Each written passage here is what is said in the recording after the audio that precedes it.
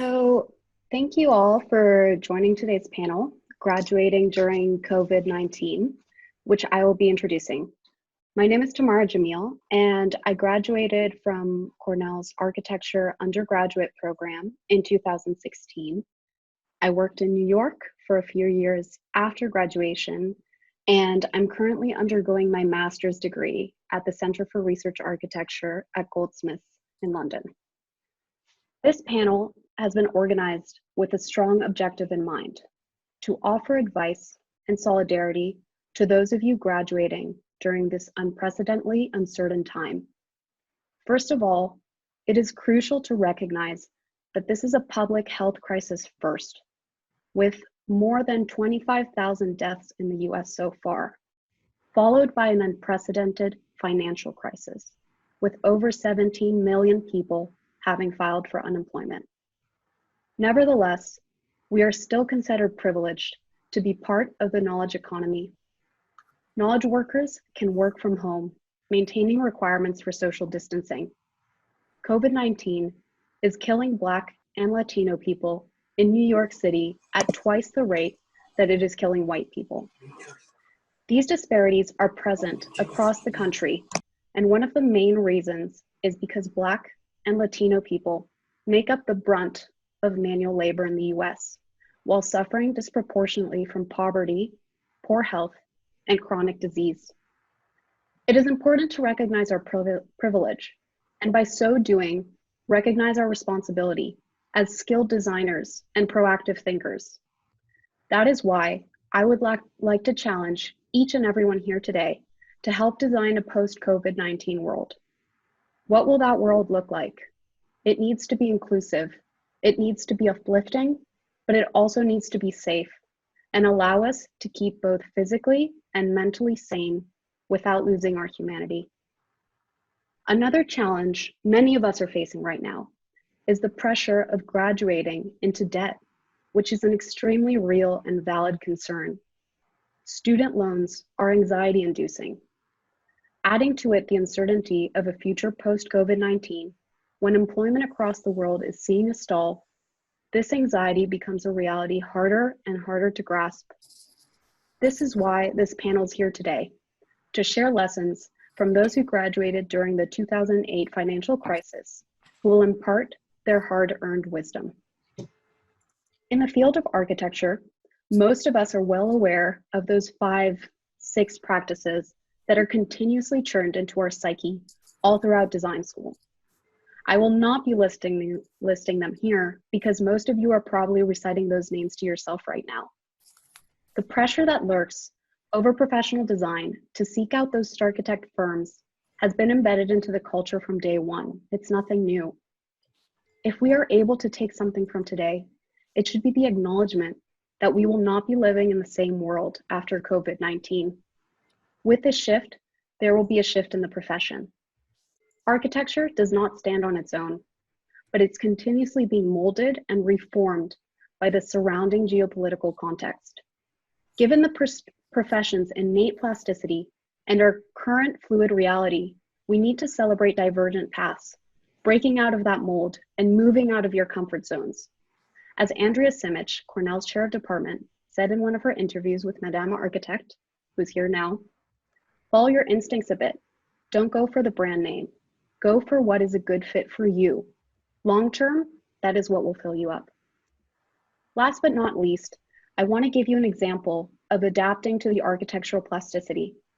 This Sunday, along with 3 of my colleagues at Goldsmiths, we launched CV19 Memorial, a digital memorial wall for collectively commemorating those affected by COVID-19.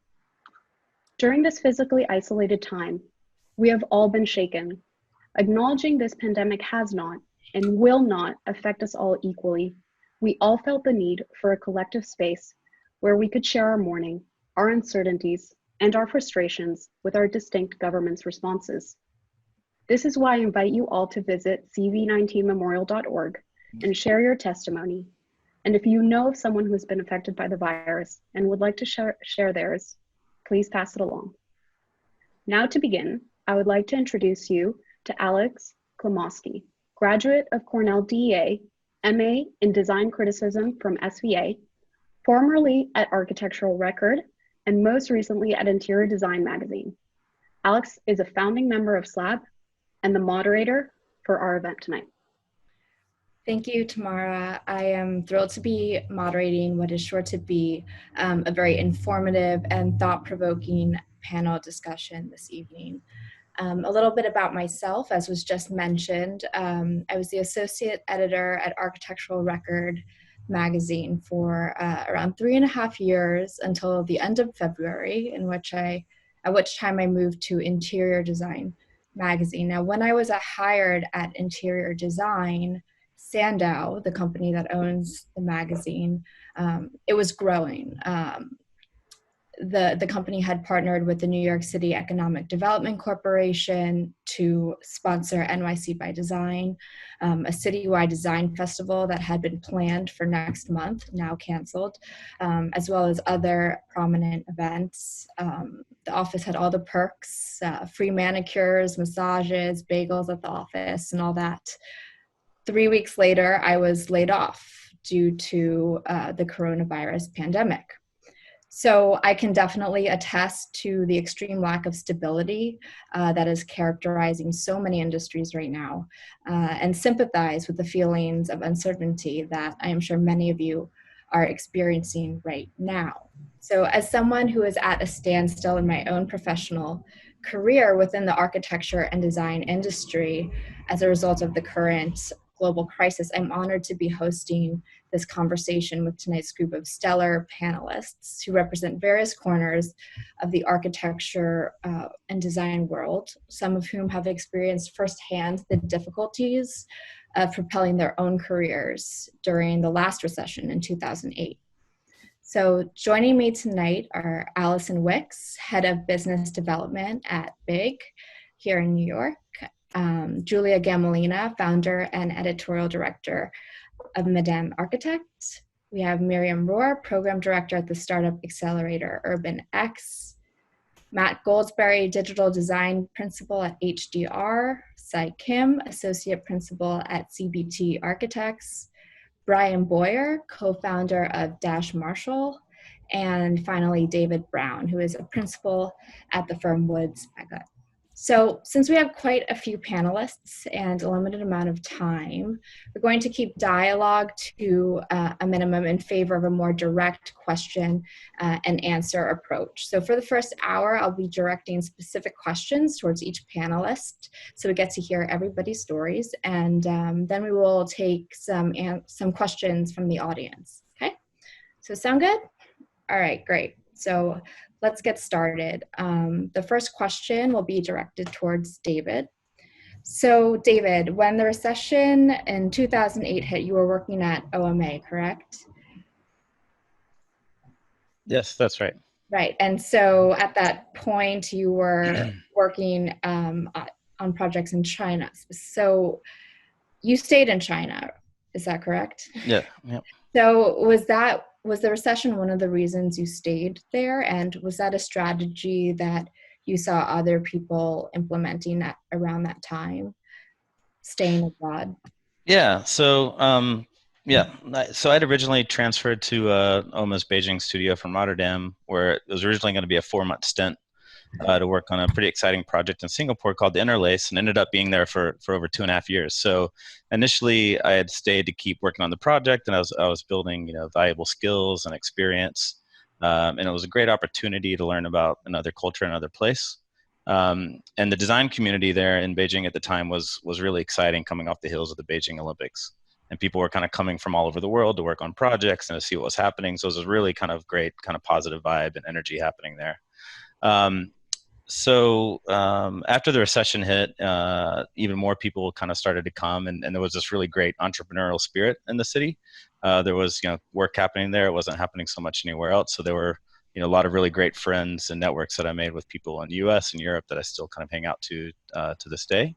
And it ended up being kind of recession-proof because, our office was growing while other OMA offices at the time were actually contracting in other parts of the world. So it was a kind of strategy that we used. And it was, I saw other friends of mine do similar things. Like I had a friend in was in Dubai, and Dubai got hit pretty hard at that time, but he was able to actually weather the storm by expanding into actually moving into more of an urban planning role, and so that was kind of a growth opportunity, and you'll kind of see that as things maybe contract on the design front, that sort of planning and more of that kind of front end. There's some more opportunity in some of those front end sectors. Yeah, and there's always kind of other opportunities in other related design fields too. So, all in all, it was a great opportunity to continue to build skills and create new experiences and network while also having really valuable personal experience at the same time. I would say similarly at Woods Bagot now we're seeing that our Asian studios have rebounded quite rapidly after China has kind of ended their lockdown. So there is some silver lining there, and we're seeing actually kind of that there it was kind of more of a deep V rather than a kind of prolonged recession. So there's some hope there in what we're seeing over there. Great, thanks, David.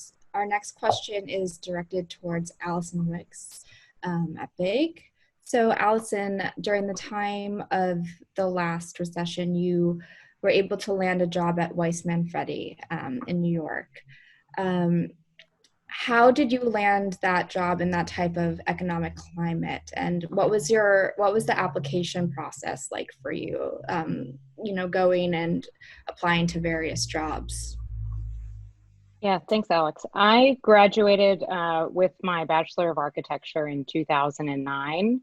And at that point, the recession had already been a year underway. And so it was pretty clear what we were going to be graduating into, which is, again, different than the context that you guys find yourself in right now, where we're seeing on the professional side uncertainty. I can agree with David in saying that we're seeing Asia rebound already, which is a promising sign.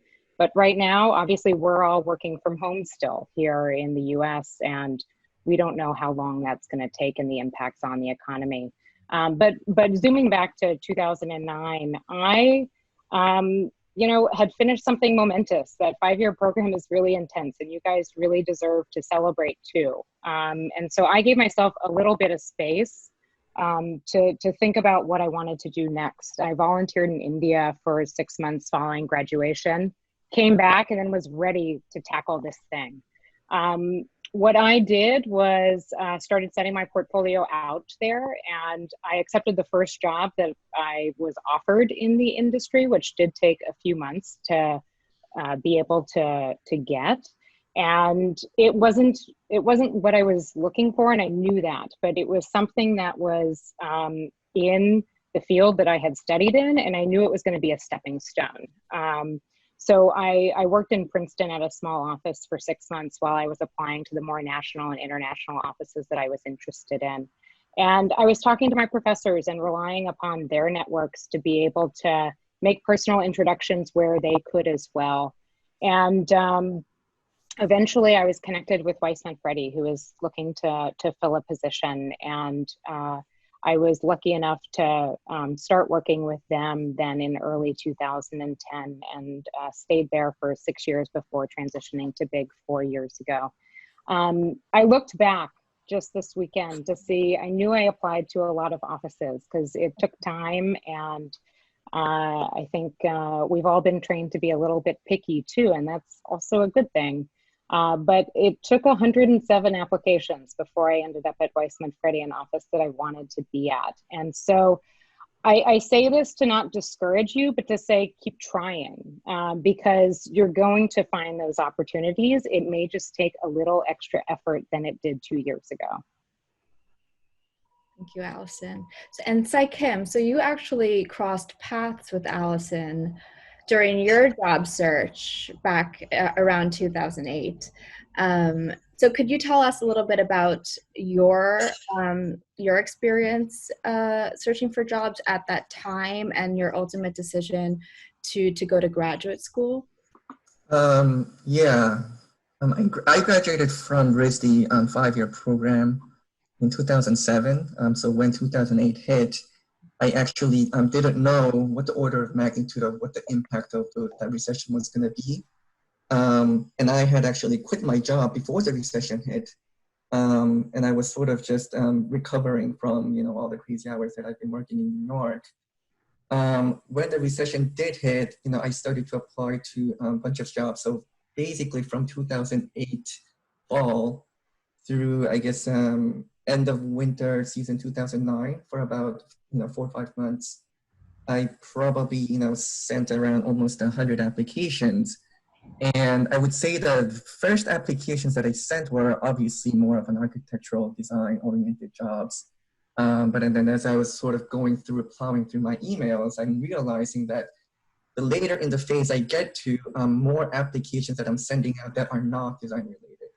So, I was applying to jobs that are, basically art tutor jobs. I was applying to, and that's when we actually crossed paths with Allison, because I was applying for, it was an architecture office, but it wasn't an architecture job.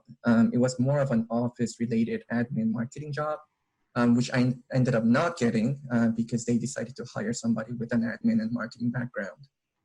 So basically, sort of having gone through that, it was really discouraging for me, but I would say that it, as Alison mentioned, it is very different or somewhat different than, the current situation, because 2008 was a much more of an economic or economy-driven crisis recession, whereas what we are in right now is much more of a pandemic-driven recession. So during that job search, what I ended up doing was I had to have plan B because I wasn't landing on any job after 6 months. So what I ended up doing was, as a plan B, I had to basically decided to apply to grad school, which I originally planned to do, just not that early in my career. Thank you. Brian, next question's for you. So you are currently at the design consultancy Marshall, but so I know you've had a bit of an unorthodox path landing you to your current position at Marshall. So can you tell the group about your non-traditional sort of trajectory and how the recession of 2008 and some other hiccups along the way kind of led you to where you are now? Yeah, of course. So I had been working in technology as a college dropout in the late 90s and early 2000s. And when the dot-com market basically crashed in 2000, I thought I would go to architecture school and finish my undergraduate. So I started classes at RISD on 9/11/2001 as the towers were being attacked. Like we were watching the video of that while we were registering for classes. And then I ended up staying and completing my undergrad at RISD and then going directly to GSD for grad school and graduated in 2008. And by the time I got through a fellowship that summer and started looking for jobs, Lehman Brothers was happening. So the kind of bookend my architectural education were completely unnormal. And that meant that I had the same experience that say Kim and Allison and others here have had, that, I sent out tons and tons of resumes and there was just nobody hiring. So I ended up working at a place called the Finnish Innovation Fund, which is a government organization in Europe, and using my design skills from the architecture world, but translating them to things like policy or government services and trying to improve the quality of those outcomes. And then eventually, after I came back to the US, I've now built a practice with 2 partners here doing a mix of architecture and a bit of that as well. Thank you. Next question is for Matt. So Matt, what is data-driven design? And did 2008 end up playing a role in you learning other skills or working outside of architecture for a bit?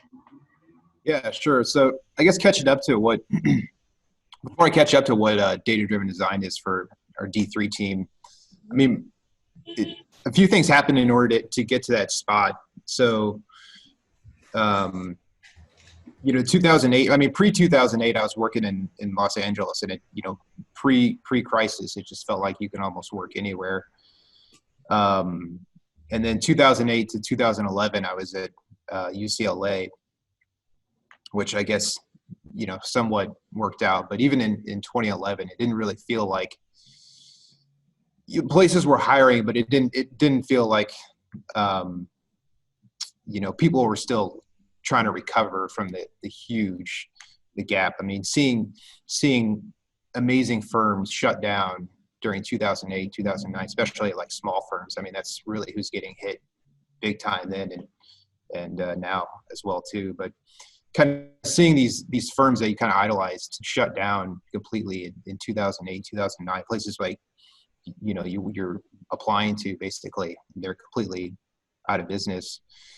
I don't know, it feels like it had a really kind of profound impact on me because it, you know, by the time I graduated in 2011, it felt like, you know, architecture, you know, design is certainly like a path, but it didn't felt like, you know, the path, like, you know, it didn't feel like, okay, now I graduated, now I'm going to get licensed and try and work somewhere. So, you know, graduating in 2011, I did, you know, several things. I, you know, worked in special effects and did, you know, renderings, basically anything just to get by, to make money. I mean, as any student can relate to, I mean, graduating with these huge debts, it's a lot mentally to kind of take on. So, I mean, anything you can just do to get by. I mean, the thing is, in you know, every crisis is a little bit different, but you know, there's an end, and kind of looking at what you want to do beyond that is like critical. So, you know, for me, you know, after trying to do several different things, I ended up taking really just a basic kind of part-time consulting job with HDR, just doing renderings and model building. And really that kind of led into eventually kind of a full-time job. And, you know, in the back of my mind, I always knew like, you know, traditional path was really not what I wanted to do. In fact, you know, I was actually just trying to get out of architecture and work in special effects, but, you know, other industries were getting hit too. So it's not like you could just immediately get a job somewhere else, which is, you know, similar to now as well. But, you know, as I was working at HDR, I kind of just always had in the back of my mind, you know, what's my traditional or what's my alternative path to just, you know, getting licensed, being an architect, being a PM, all that stuff. So for me, it was, you know, having an interest in technology and coding. It was kind of taking on this role of you know, computational design. And at HDR, we were able to just start growing a team first by myself, and then, you know, adding data scientists, data engineers, AI specialists to the team now. So, you know, we're, you know, a pretty, you know, fairly good sized team of all these specialists. And, you know, we take on all kinds of projects related to, you know, design analysis and workflow. But that didn't come till far after 2008, 2011, really like a couple of years after I was HDR. So I don't know, I feel like that, you know, that recession experience kind of led to that type of, what I was able to do at HDR, because prior to that, none of that even existed at HDR. So, yeah. Okay, great. Thanks, Matt. Miriam, so I heard that you graduated without a portfolio. Is that true? Yeah, I think like many students in architecture, you graduate with your thesis. Right. And then you have to figure out your portfolio. Yeah. Right. So how did you manage to land a job at OMA in the climate of economic uncertainty right out of school, right after they laid off 200 people without anything to show, or a portfolio? I'm sure you had other to show for yourself. Yeah, so I finished my thesis in December 2008, so shortly after Lehman Brothers went down. And that was a semester earlier than my peers, but basically what I did was I went home and I worked from home and put together a portfolio and applied to something like 70 to 90 different firms. And I remember at the time, I knew that I had like one chance to apply to these places. And so I even had like two types of portfolios, one that was more OMA-ish, boldish, and another one that was more about craft and showing more materiality and those kinds of things. And I think at the time I also felt like I was open to firms all around the world. I couldn't be picky about the location as much. In some ways, like the crisis simplified what I was looking for. And I was ready to kind of fly over as long as I knew I could like make a living wherever I was. Like I was kind of ready to go. Many of my peers were trying to go to New York. I felt like New York was impossible at the time. But anyways, long story short, out of the 70 to 80 applications, I received an answer from 2 of them. One of them was in Barcelona, where I grew up and where I was living at the time, and there was barely any pay. And the other one was from OMA. And I think the reason there was simply that they were in a deadline. They needed someone who could work, speak French, and help support the work. And they asked me to kind of fly over for the next day for an interview. Did that with Ryanair, probably like $80. And after that, they asked me to start the next day. So it was very much, I was very lucky in terms of the timing. I also remember I had called them the week before just to check on the status of my application. I definitely insisted quite a bit with many of my applications, but yeah, I was very lucky. And I think working at OMA also informed how I thought about practice after OMA. Julia, why do you think it is so hard to find a job in this type of economic climate? If a student has an incredible portfolio, great internships, can't the firm see that that student would be a tremendous asset? Yeah, absolutely. I thought, I asked myself this a lot when I was doing all kinds of interviews and informational interviews and just not getting those offers, which could also just be because I wasn't what they were looking for. But also to preface this, I should say that in addition to my role at Madam Architect, I'm the director of strategy at a firm called Trahan Architects. And so that's why I'm able to kind of take this question on and deal with some of the recruitment issues that we talk about. But essentially, when you think about a firm, there's a very complex way that a person fits into the ecosystem of a firm that's based on a whole variety of factors.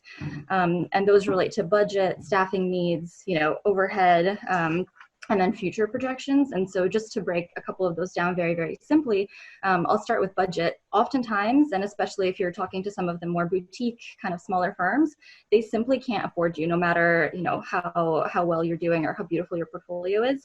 And to break that down a little further, like if you think of starting a firm, let's say you're starting from scratch, you're starting from zero, you have no money, and you get a commission for, I don't know, 50, that's a construction budget of 50 million. You're going to be making 10% of that typically as a firm. And so you have, I don't know, 1.5 million with which you need to rent a space, get computers, hire staff, pay their salaries, pay their medical insurance. So there's a whole, gamut of things that you're paying for. And sometimes just to hire one more person, you're at zero. There's nothing you can do.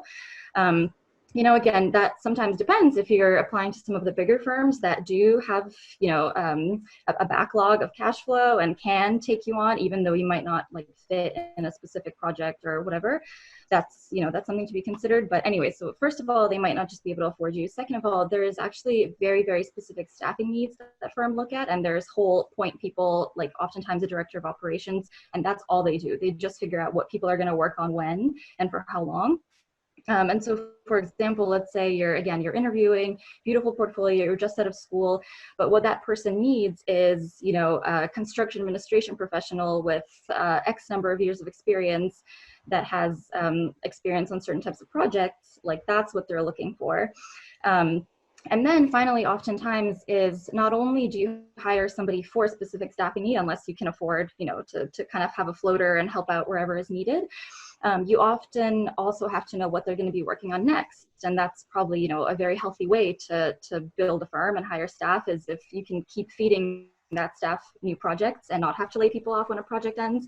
And so, as someone that works in strategy and someone that worked in business development at FX Collaborative right before, I would have, the CFO come up to me and say, hey, Julia, we have a studio of 20 people that need their next project. Where are our leads? And you're thinking, wow, I'm in charge of, or like I'm responsible for the salaries of 20 people and probably their families too. So that kind of puts a fire under you for those that think business development is just about schmoozing and networking. But essentially what the advice I can give you is in order to, jump over the hurdles of a firm not being able to afford you or looking for very specific staffing needs or needing somebody that is kind of a unicorn and can do all kinds of things, number one, do apply to some of those larger firms, because they do tend to have not necessarily healthier budgets, but just more of a budget for staff to continue to come in. Number two is take as many informational interviews as possible. Even if a firm is not hiring, but they're willing to meet you and they let you know up front that this is an informational interview, that face-to-face contact is so crucial, because then you... Looks like Julia has cut out. Yes. Okay, so I think we lost her. I'm Maybe we can go back to her. Yeah, well, we can go back to her. I'm going to direct the next question to Miriam. So Julia, before she got cut off, was talking a little bit about the considerations that an architecture firm, the economic considerations an architecture firm might have. So should architects even worry about the business side of architecture? Doesn't that pollute the quote unquote purity of design? I love this question so much. Yes, it pollutes it. It pollutes design in all sorts of ways. It also defines it and clarifies it and puts constraints into it. In general, like, this is a very old kind of discussion of architecture existing somewhere in the spectrum between art and engineering. The interesting part is that artists have agents. Architects don't have agents. And engineers, on the other hand, they do work like service firms, and we operate like service firms. Most of big firms do, for sure, except some niche, very niche architecture firms. So I think there's a key difference there. We do operate, we are part of a larger economy, and there we are providing a service that has a value to others. And in that respect, like, yes, we operate as part of a larger economy, and we need to be conscious of that.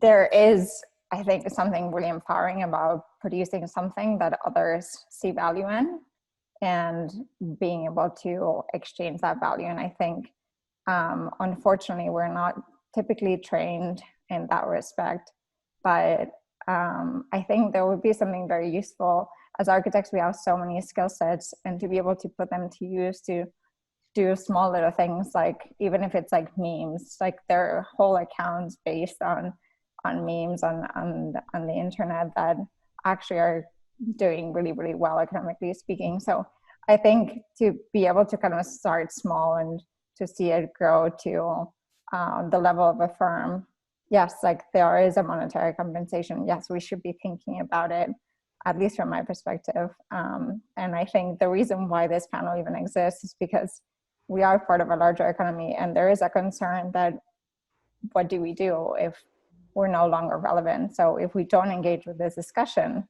the result might be that we are not relevant and that there is a larger problem. So I guess like what I'm trying to say with this is we have a certain agency, and to the degree in which we're conscious of our place within this larger economy, the more that we'll be able to leverage that position. And if we avoid the discussion altogether, then we're kind of at the mercy of bigger forces at play. Thanks, Miriam.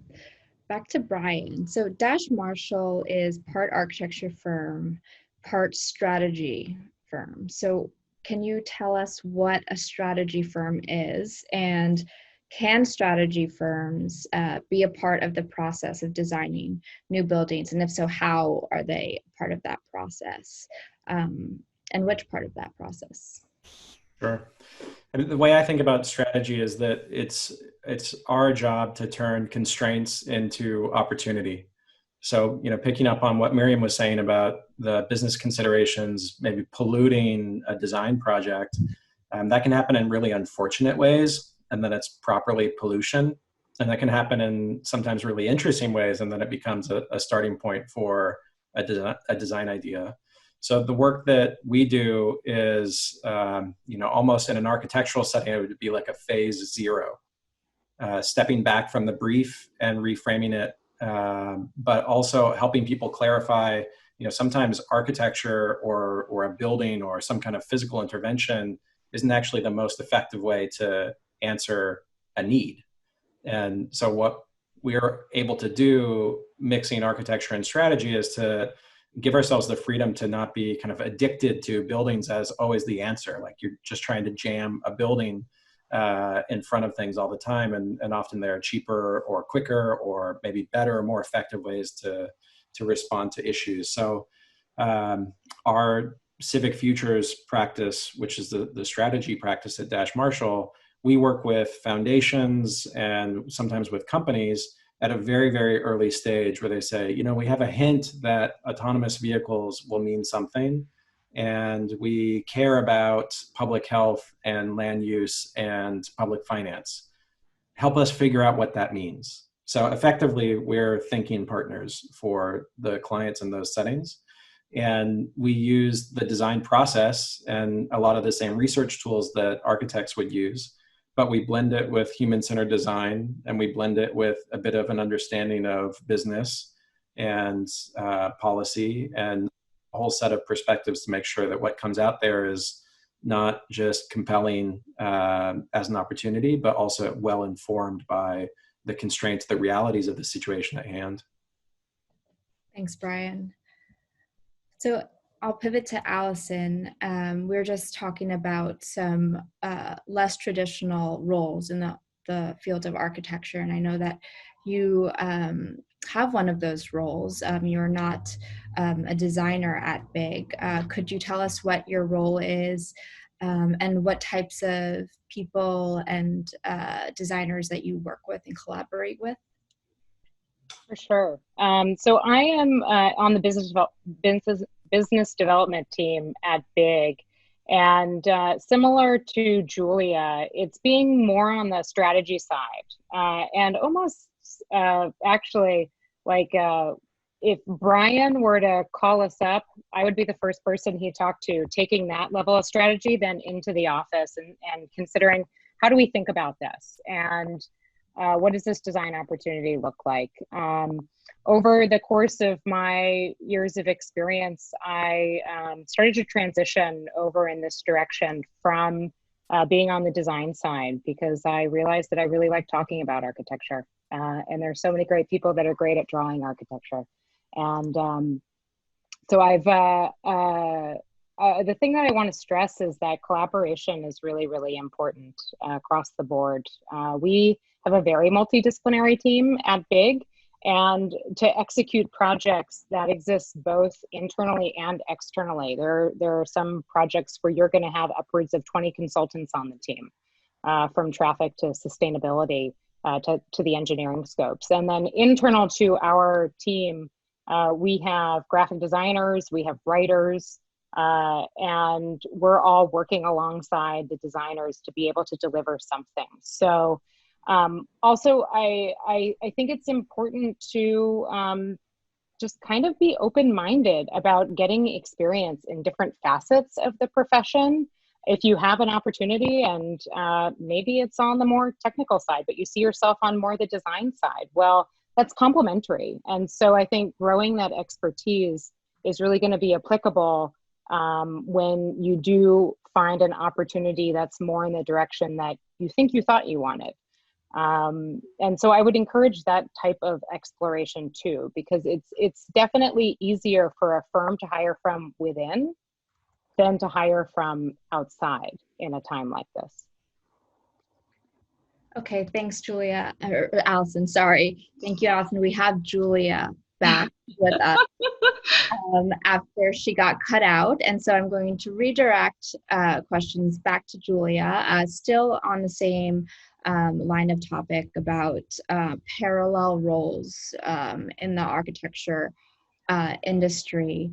Julia, can you give us some ideas of other roles that exist in the traditional architecture setting? And could you tell us how your experience creating Madame Architect, a platform that raises the voices of women in the architecture field, taught you about how crucial those parallel roles are? Sure, yeah. So actually, it's kind of serendipitous that exactly where I cut off was where I was going to give the last bit of advice that actually really applies to this. I've held some of these roles. I've held a variety of roles in the field. Started out as a designer, working on DD kind of drawing sets through all phases of design, and then actually what Allison was just saying, where it's easier to pivot within a firm. That's exactly what I did. I went from being a designer to being a communications coordinator. I was doing both, and then from there held some of the marketing and kind of the trifecta, the business development, marketing, and communications role, and then focused on business development. And now at Trahan, the reason I'm director of strategy, what that means at, specifically for me and specifically for Trahan, is this combination of the design, communications, marketing, business development, and some of the recruitment experience that I've accrued from the past. At other firms, director of strategy, it can be somebody that's almost like pre-conceptual phase on projects, where it's more about design strategy and how you're going to approach the design. But in Trahan's case, it is about sort of business development in a larger sense, not just in terms of getting new work, but brand development, all of that. I would say that, in fact, my roles, having held these roles at these firms, which I did before I started Madam Architect, was what helped me with Madam Architect, and not necessarily the other way around. But essentially, yeah, these roles are completely crucial. I mean, nobody can do anything alone, and designers do the work. The business development people feed the work to the designers to be able to do more work, unless of course you're a principal and you're probably doing a little bit of everything. And then communications professional make sure that the work gets out there and people hear about it, and also then hire you for more work. So it's it's a very circular thing, and collaboration is huge. Everyone is very necessary to our firm. Everyone's role is hugely important. And on Madam Architect, we have profiled some of those people. I mean, we talked to the CEO of Big, Sheila, which is a really, really popular, I think it's our most popular interview. But we've talked to various communications professionals, but both in-house and consultants like Tammy Houseman. And we've talked to finance people, CFOs and things like this. So I'd encourage you to find some of those interviews. Thanks, Julia. Kim, on the topic of collaboration, I'm going to ask you, is collaboration something necessary in order to design, and is design a solo act, or is it not? And isn't design by committee awful? That's an interesting question. I think we all know the answer is that yes, collaboration is extremely important. But I think it's easier said than done. And I think there's a notion of architects having to be like the mastermind of the project. But that mastermind does not happen in a sense that you are basically making all the decisions from the design angle, and then basically working with the consultants to make that the idea happen. But I think it's more in a sense that it's a mastermind in a way that you need to consider all the different voices, and you really have to listen. I think the ability to listen is really key in collaboration.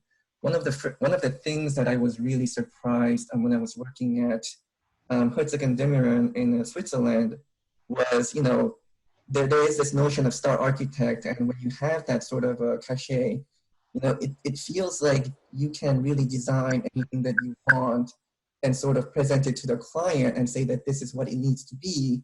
But from my experience there, what I was really noticing was that they really listen to the client and what the project wants to be, not only from the client perspective, but also from a community perspective, which is not something that I really expected from a star architect's office.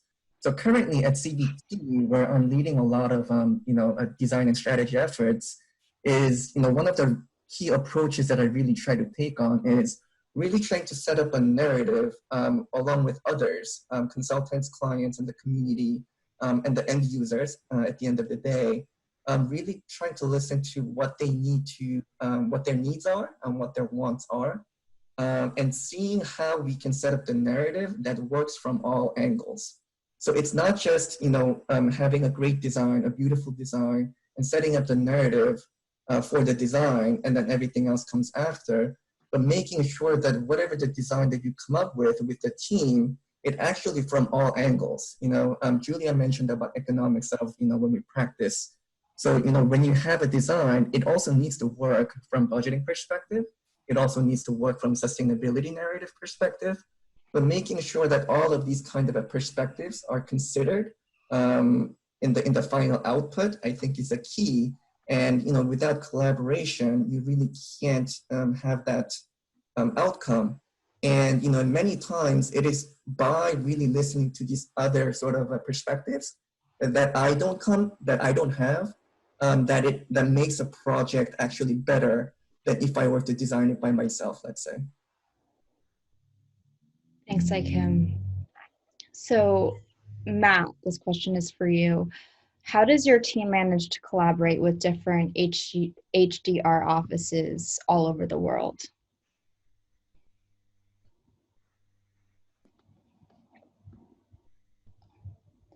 Oh, you're on mute. Sorry. I think this question is probably a little bit more relevant as how it's, I mean, obviously there's, obviously everyone's using, Slack, Teams, and Zoom and all this stuff, but that was already happening before this crisis. But I think, what's happening as a result of this crisis and how we work is, every single meeting being video. I mean, that it seems pretty critical for, just collaboration and communication. But probably the biggest thing is like events like this becoming normal, where it's almost like an event like this, pre all this would seem awkward and not, something you'd want to attend. But I hope, events like this continue where, people can easily get together and talk about, relevant, hard issues, to kind of make sense of the world. I mean, I mean, it's just stuff like this would be awkward previously, but now that we've been doing it for 4+ weeks, it seems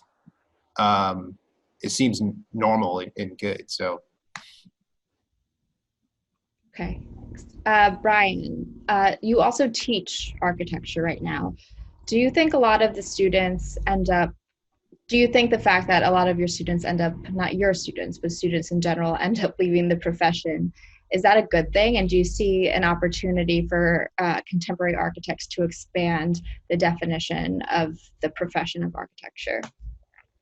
Yeah, so right now I'm teaching at University of Michigan, and one of the questions I asked the College of Architecture there is how many of the students stay in architecture after, let's say, 2 years, 3 years of post-graduation. And they don't have the numbers, or the person I was speaking with didn't have the numbers. And my hypothesis is, of course, biased from graduating at a certain point in time, but I think more than 50% of the people I graduated with ended up going either kind of horizontally, from architecture to planning or development or real estate or something like that. Or they pivoted completely to a different career in technology or graphic design or something else that took advantage of some of their skills, but certainly was not didn't match the words on their degree, for instance. And I personally think that's perfectly fine. My cousin is a real estate developer in San Francisco. He studied philosophy, right? I mean, it doesn't really matter what you studied and what you end up doing, as long as you're good at what you do and you enjoy it and you get something out of it. So I think the opportunity for architecture schools is to rewrite the definition of what it means to be an architect, and to think about architecture as maybe more of the kind of foundation of a whole array of different design pursuits. And, my own personal perspective is that the fixation on licensure is a real hindrance to that pursuit. And that we've been having this debate for, not just the past 10 years since I graduated, but long before. And unfortunately, architecture as an industry is really resilient to innovation in a lot of ways. And so this keeps coming up again and again. But if you think about architecture as a skill set that is, fundamentally you're good at learning new things on the fly, you're good at integrating a whole bunch of different types of information, You're good at boiling that down into one discrete proposal, not a set of options, but one thing. And you should be pretty decent at visual and verbal communication. Like, those are great skills for all sorts of different pursuits. And for that reason, I what I tell my students is, if you want to do something else, that's great. Like, make sure you figure out how to talk about it, but it's great if you want to do something else. David, for you, do you have any general job search tips? I know you've probably interviewed and screened countless applicants. Are students wasting their time looking for a job at a firm that isn't hiring? Hey, thanks. By the way, there's just so many good nuggets of information being shared here. I really have enjoyed the conversation so far. But in terms of, job searching, I think, one general tip is kind of use your network as much as you can. Try to make connections with people at firms. Use your friends.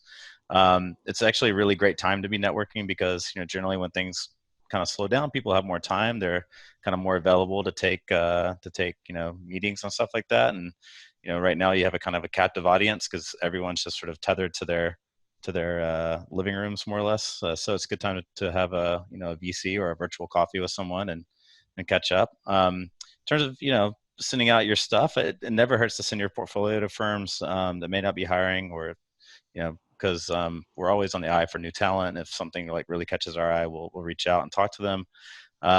Even if we're not able to hire at that time, it might just be about making that connection so that when we are available to hire, able to hire someone that we know who we want to reach out to. So we're always kind of keeping a log of people that we're like, find really exciting that we'd want to work with. So, and most firms do keep, the great portfolios on file so that when they're ready to hire, they can. But, again, if you're super talented and have a lot to offer, then, people will try to make it happen, even if they're not actively hiring at that time. So. I know that, many folks might think that networking is a bad word, or that it's kind of sleazy per se. Julia, do you think networking is a bad word? And has anyone ever criticized you for what you're doing with Madame Architect, which is essentially reaching out and connecting with all of these great female designers and women in the architecture industry, and sharing their stories?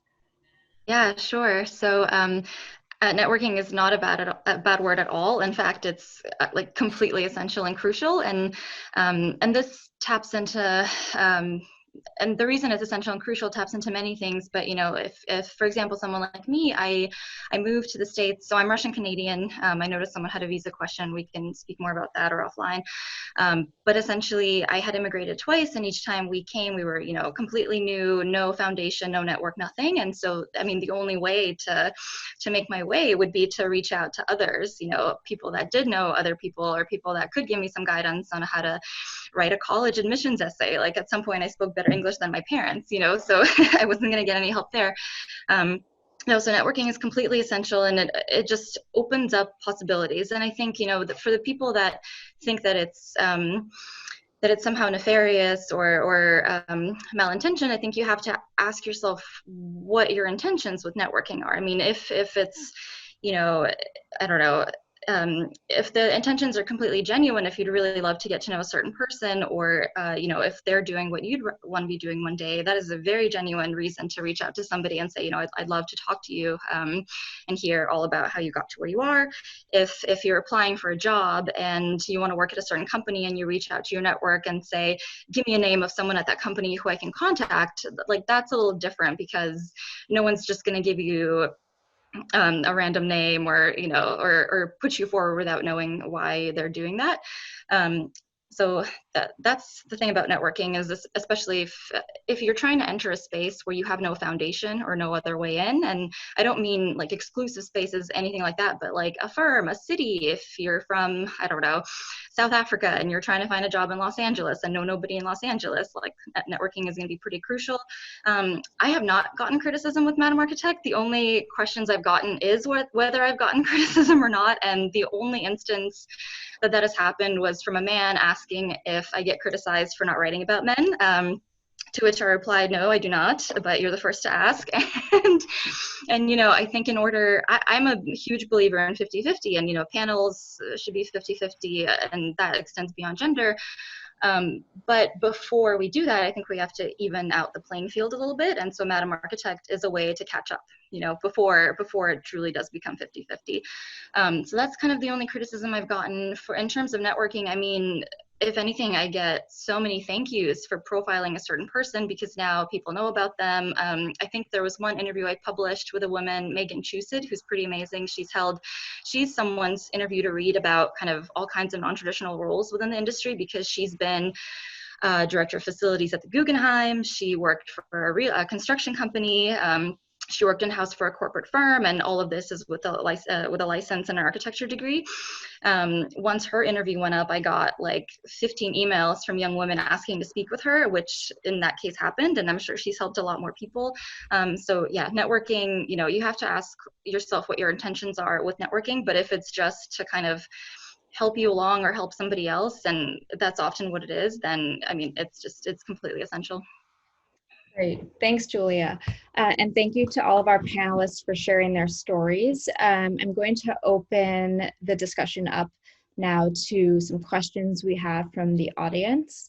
I'm going to go ahead and just throw these questions out there, and my panelists, whoever wants to jump in and take the reins, feel free to do so. And we'll dedicate about a couple of minutes to each question so we can make sure that we get as far down the list as we can, okay? So the first question, any advice for international students on F1 visa who cannot take part-time jobs outside of the architecture field and have a 90-day window from graduation? Yeah, I'm happy to take this one because so I'm international, like I mentioned, I'm Russian Canadian, and also, so I should also say I did not graduate in 2008. 2008 is actually when I started my 5-year degree, so I was very lucky with the timing of that.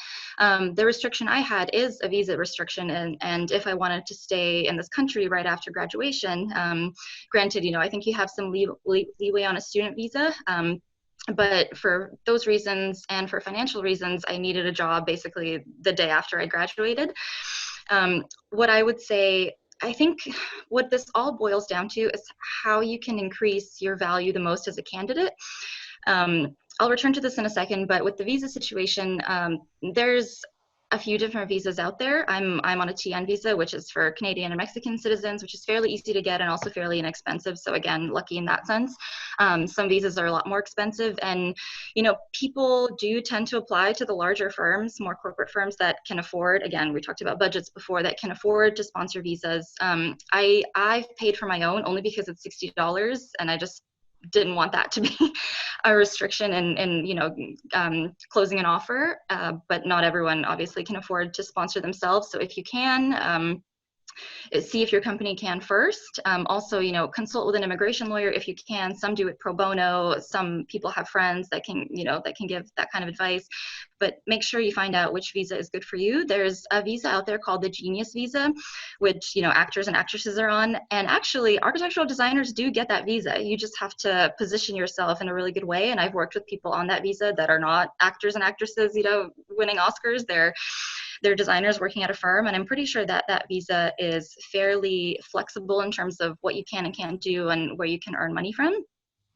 But yeah, the visa restriction is a whole other layer of, you know, job search. And we tend to think of, this has been mentioned before, but we tend to think of design as the #1 factor in any job search and any career goal. And we look for that firm that kind of does the work that we want to be doing one day.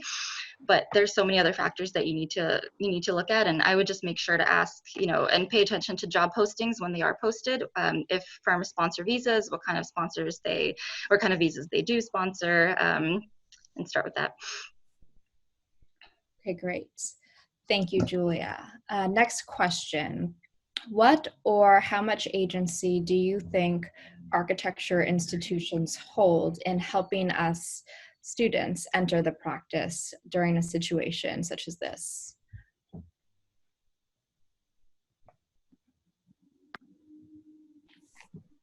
They definitely do. I think it's important to they're vouching for you. Like they are proud of the fact that you are graduating from their program.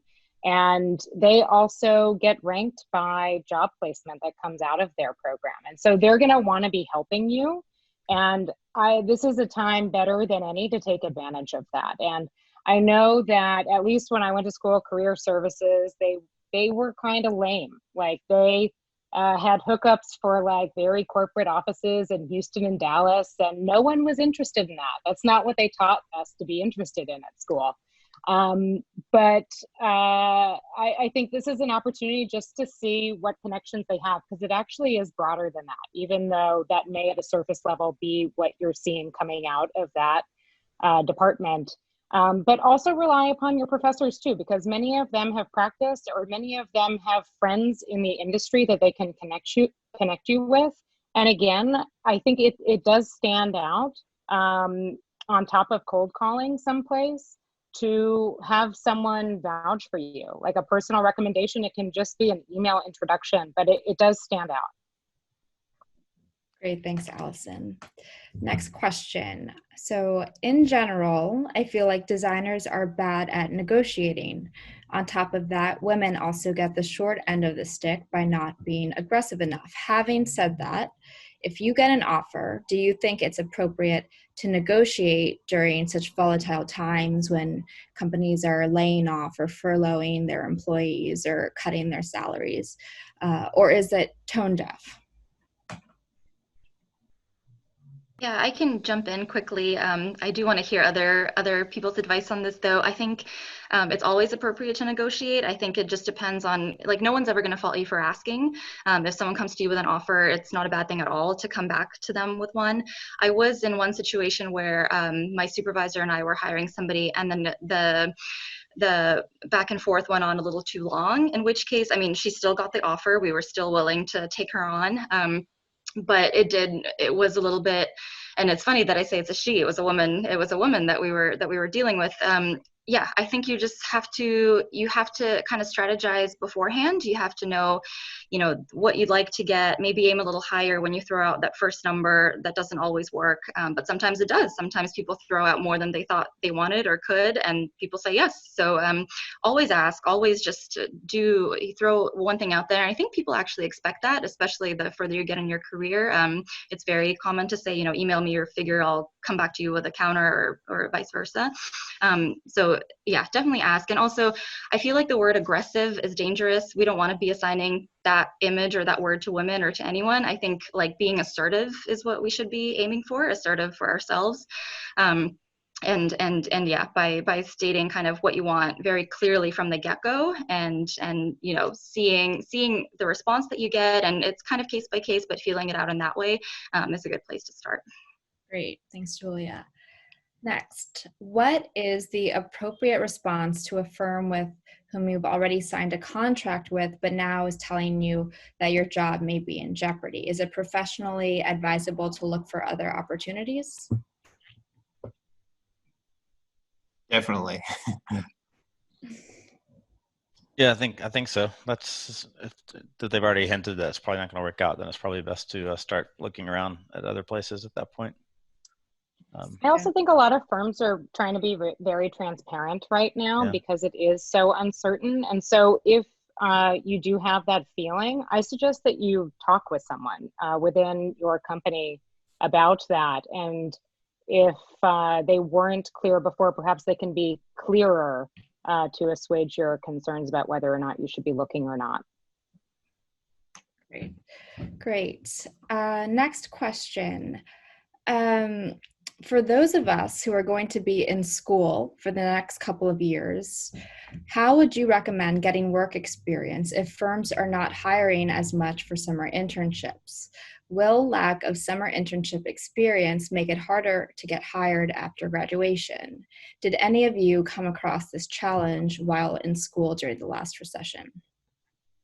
I can take this one. I think internships are great, but it's not the end all be all when we're looking at people to hire, and we've hired a number of people without internships. And maybe I'll combine this with one of the other questions I saw that was about doing competitions and stuff after you graduate to kind of keep building your portfolio. And I think that's a really great thing to do. I mean, I think if you because you want to keep, building stuff to add to it. You also want to keep your skills sharp and keep that up. So I think it's a great way, kind of win-win to do something like that. And you never know, you may win and then you'll build something and you'll kind of leapfrog the whole internship process anyway. So yeah, I want to add something to this too. Madam Architect started as a personal project. So personal projects are a great thing to do if you find yourself, having the time or waiting a little bit to get that offer, et cetera. I don't know how many you guys follow Jessica Walsh. She's a renowned graphic designer. She used to be part of Sagmeister and Walsh. Now it's and Walsh. But she does personal projects in addition to her, to her, official work all the time. And there's, let's talk about mental health, there's 40 acts of kindness, 40 days of dating, all kinds of things. I would say, and like in Madam Architect's case, some of my experience in building that up has, informed my experience now in professional practice and has helped me with my role with Trahan. And I mean, if you've always wanted to blog, it would be a good time to start. If you wanted to do some of these competitions, that would be a good time too. If you want to build a certain website to showcase your photography, I mean, do as much of that as possible, because you can add all of that into your portfolio, which just shows that you have this different skill set and can help out with some of the other things that firm might be needing help with. And so you can be more of a multifaceted candidate. And it's just more and more cumulative experience. Yeah, and I'd also add, yeah, go ahead. Finding people that are in a similar situation that you can, do a project together. I mean, I always see people all the time on LinkedIn where they kind of made their own firm, and obviously it's just made up, but I think it's great because it's just you're just generating content, and the more content you generate, the better it's going to look for you. Great, thank you. How important do you think timing is when you are sending out your applications? Perhaps it could benefit us to wait until firms are back up and everyone is in the office. True or false? I would agree with that. Send it twice. I would send it now, follow up with another follow-up email later. I mean, I don't think it hurts. I think we all realize how uncertain current situation is, and sending another follow-up email, 2 months, 3 months down the road, I think is a totally appropriate.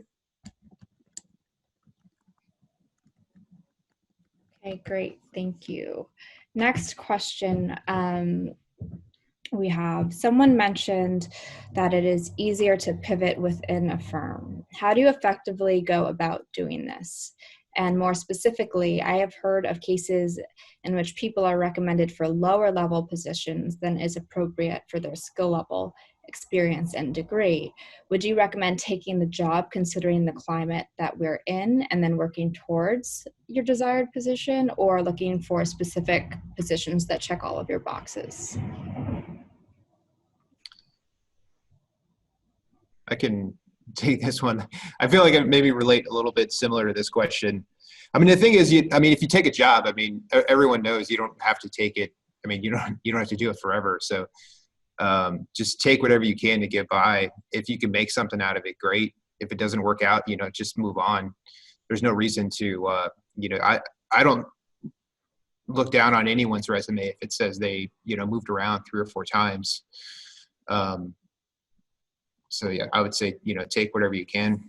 You might just want to have that conversation up front though, and let them know that you think you're taking something that's really below where you think you should be, because it's going to be a lot harder to kind of ask for that later if you haven't already kind of had that conversation, and you might kind of have an agreement with someone about that. But I think similar to the question about negotiation earlier, I mean, that this is like your kind of one chance to get what you want out of the job that you're kind of looking for and talking to people about, right? So, don't be afraid to ask for more money if you think you need it, and don't be afraid to ask for a higher position.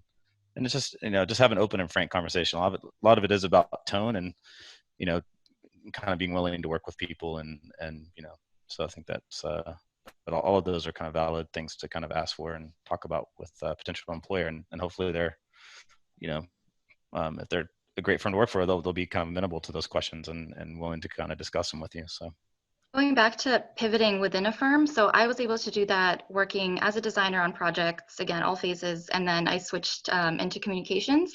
And what happened there is I just found the director of communications really fascinating, and I wanted to be around her. And so when one of my projects was sort of pencils down for 2 weeks, and I was in this waiting period, I just went up to her and I said, hey, I know you're overworked.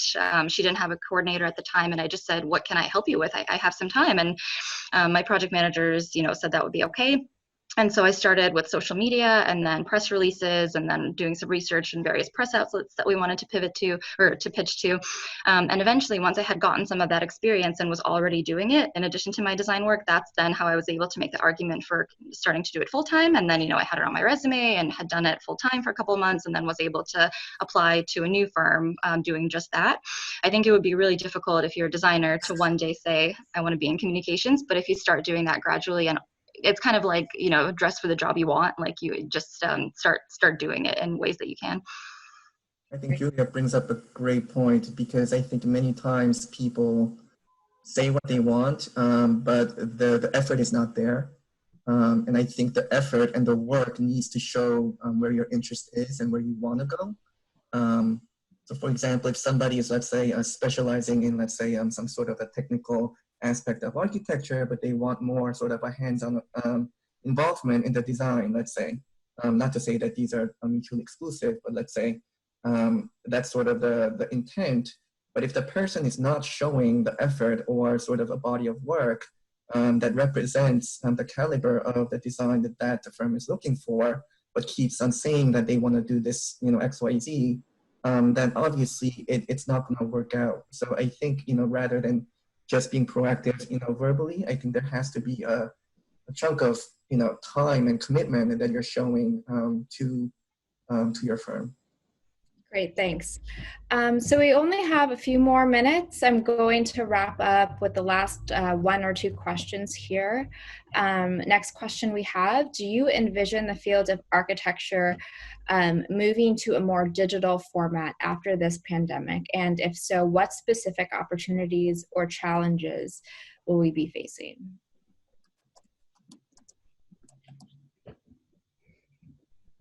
I think the field of architecture has been very digital for a very long time, actually. And so one of the surprising things that's happened in the last month is that it's been very smooth to make this transition. And we're very reliant on our digital 3D modeling tools. Like David's company, we are an international company. And so I'm on video conference every day out of the year, not just right now. And so we're just relying on those tools more, where there are more people in the video conference than there were before. But with these tools, just like Zoom, which we're on right now, you can take over someone else's screen and start drawing over a drawing. And so that's been very fluid for the design teams. We're still 3D printing models. We're not laser cutting because you need to be there to oversee that more closely. A 3D printer is also easy to take home for oversight as well. Model making is the one thing where we see the impact right now. We're not making the 8-foot site model that we maybe would have had. Maybe it's 1 foot. But we're getting creative, and some of our clients are also savvy digitally or with 3D model making. And so we'll send them a 3D file so that they have a model in front of them at the meeting too. So it is a time to get creative. I do think it's going to change things in terms of day-to-day workflows. We look at our business. We've been doing a sustainability analysis of our business for the last year, and our biggest carbon footprint is travel. And so if we can reduce the amount of travel costs that is associated with each project that we're taking on, we take that as a win. And what we're trying to prove to our clients right now is you're receiving the same level of service from us right now as you were 6 months ago. And so perhaps we can adopt some new methods on projects moving forward. Great. Thanks, Allison. So that is about all the time we have tonight. Thank you again to all of the panelists for sharing their stories and imparting their wisdom upon us. I think this has been a very fruitful discussion. I would just like to take a moment to thank David Rosenwasser, an architect and founder of the furniture company D. Rose Mod, for sponsoring the cost of this Zoom call, D Rose Mod is an independently owned vintage modern furniture company that specializes in carefully restoring high design furniture. They have a selection of original furniture pieces from designers such as Charles and Ray Eames, George Nakashima, and Hans Wegner, etc. So check out their website as a thank you for sponsoring them for this event. And also to all of those who tuned in, this conference call has been recorded. So we will be sending the link to everyone who registered in case you are interested in that. Okay, so thanks again, everyone. And signing off. Have a good night.